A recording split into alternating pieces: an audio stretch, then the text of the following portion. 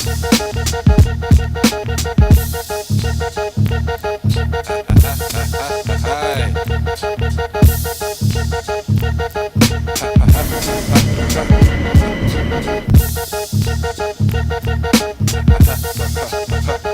little Quaz, once you run it down, how them little piggies be trying to run. Hey yo, we heading to a party to go see what's happening. Smoking the law, in the car, turn on some rapping. Start to freestyle, we be up on our way. Finish up the blunt. Somebody pass me that spray. Get on the freeway, yo, it's after dark. And guess who always pulls up right behind us? Can some narcs. Letting all kinds of speeding cars pass, just so he can harass our black ass. Police pulling us over for no reason. Searching the car like it's nigga hunting season. Yeah, round. Asking about where's the pound, where's the guns. So we're here to look at the protest for That's how they be cracking. the Seems like they Windrush be acting. Generation. Except it's real life, like they rushing up your residence, searching your crib. They can't find no evidence. Looking about Parliament Square, it has a lot of famous figureheads, all based on some great deeds. Tired of these pigs harassing every day, man.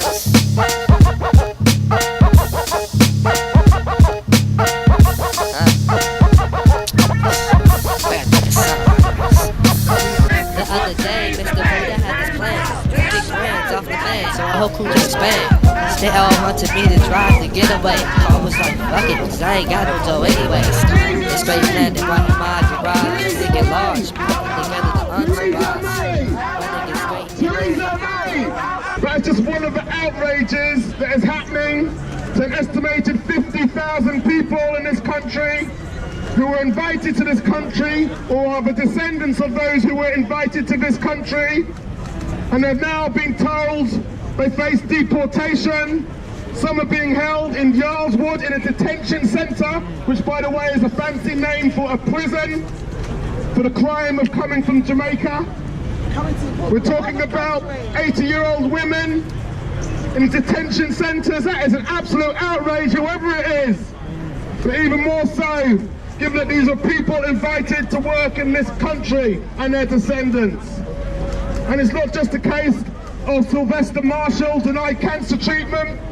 We're talking about one mother who's grieving her son, and she blames his death at the door of Theresa May. Well, how she is still in office, I don't know. And forget about Amber Rudd. She should be in the dustbin of history. And that's only just one of the outrages. There are many more. All the people that have lost their jobs. That's another outrage. All the people that are worried about the knock at the door from an immigration raid because they don't have the right papers. It's an absolute outrage.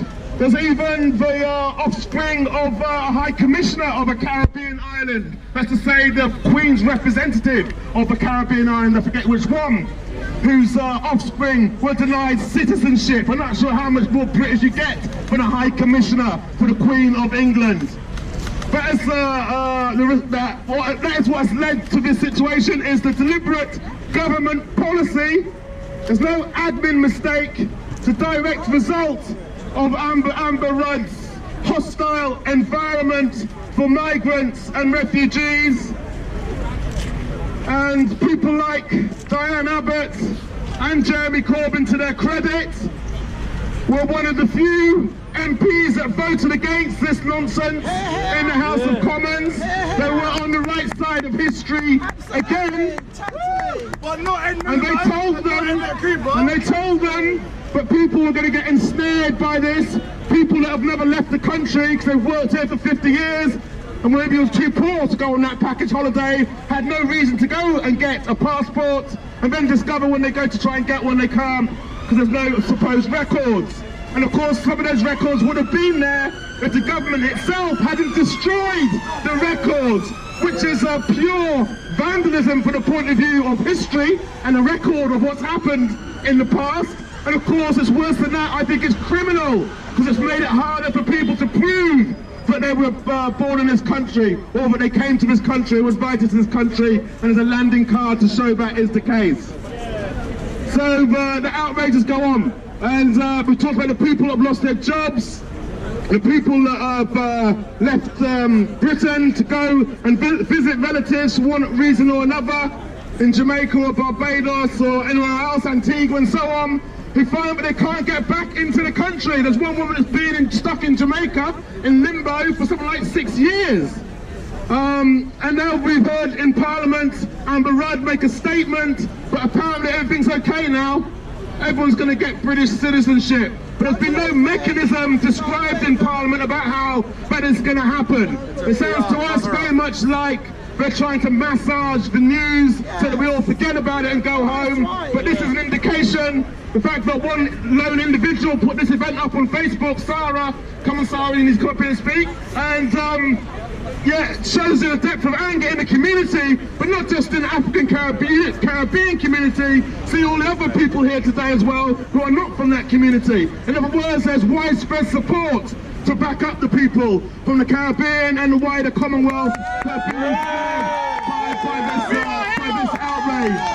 And we are not going away. So if they think that somehow the black people ain't going to get organised, they've got another think coming. And also I'd like to thank David Lammy, that people have seen his speeches in Parliament.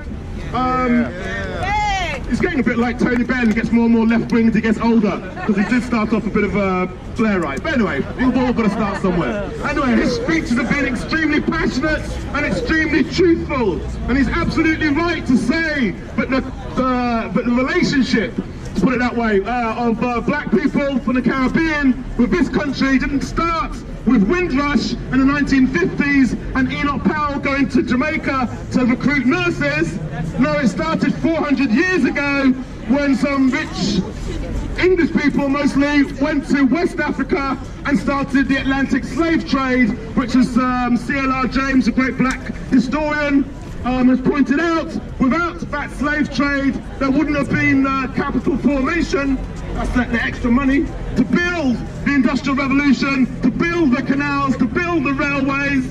All of that came from the capital, or the surplus value, to use an old-fashioned phrase, extracted from the slaves of the Caribbean and the working people of this country. So we should be sticking together, black and white, unite and fight for the rights of Caribbean people.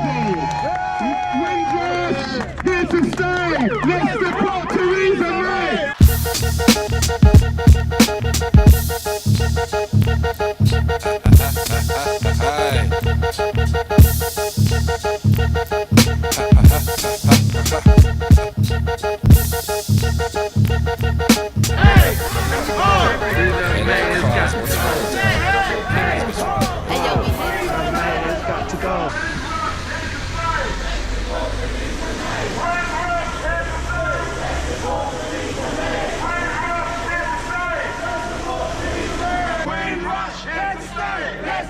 Theresa May! Windrush, here to stay! Let's deport Theresa May! Windrush, here to stay! Let's deport Theresa May! Windrush, here to stay! Let's deport Theresa May! My name is Sarah Burke. I know that a number of people have come up to me, and many of you must be wondering exactly who I am. Because I'm not affiliated with any organisation as such. I'm just an individual who organised this protest. And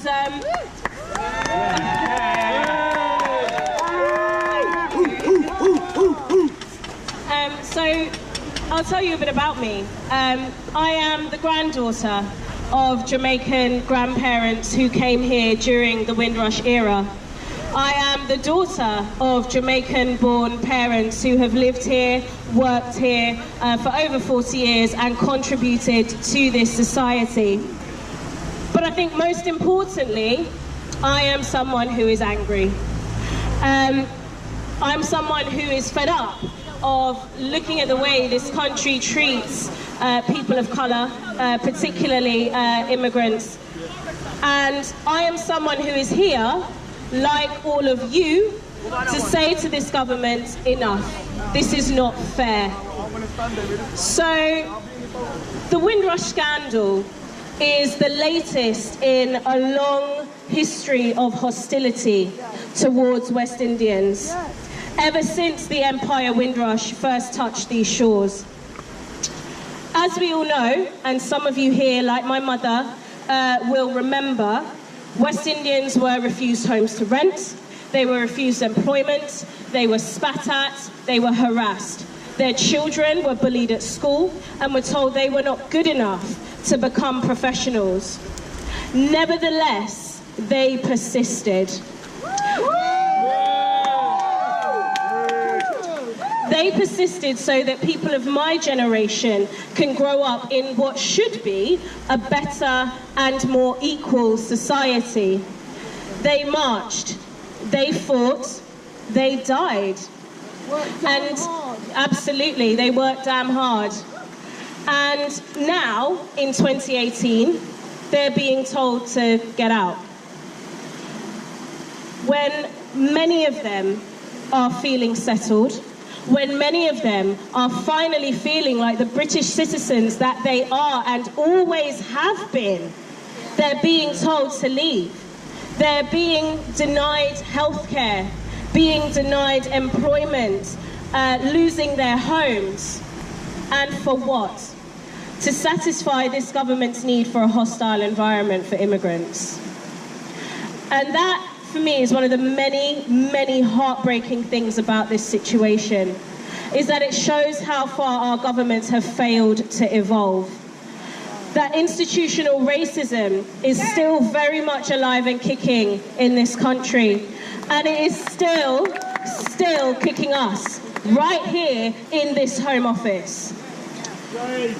So we are here today to show our solidarity with the Windrush generation, with those affected yet again by institutional racism and incompetence, with people like Albert Thompson, who finally this week has received his right to remain in the UK and will finally also receive his much-needed cancer treatment, with all of the people who went on holiday to the Caribbean and were told they can't come back, with all of those who may have been wrongly deported, the number of which our Home Secretary still does not seem to know. With the many organisations also that have been campaigning against this for a long time and are helping those affected by it. So, for example, organisations like Praxis, the Joint Council for the Welfare of Immigrants, the Black Cultural Archives, who are running a public meeting and a legal advice surgery right now as I speak. You know, we do want to show some solidarity and appreciation for those organisations as well, please.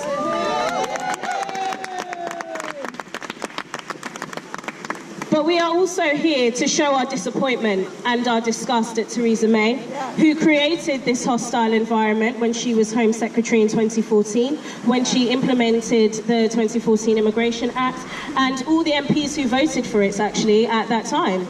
Each and every one of them. Blue and red. Yeah, blue and red, absolutely. Every single one of them should hang their head in shame. Absolutely. And, you know, the government has apologised. They've set up a special task force. Not good enough. They've even started talking about compensation. But these steps are merely a plaster over a bleeding wound. The Windrush generation want their rights back. Absolutely. They deserve their citizenship, their jobs, their homes, their lives. These things belong to them, and the government has taken them away. They deserve decisive action and not more lip service. No more incompetence. The Windrush generation fought for us, and now it is our turn to fight for them.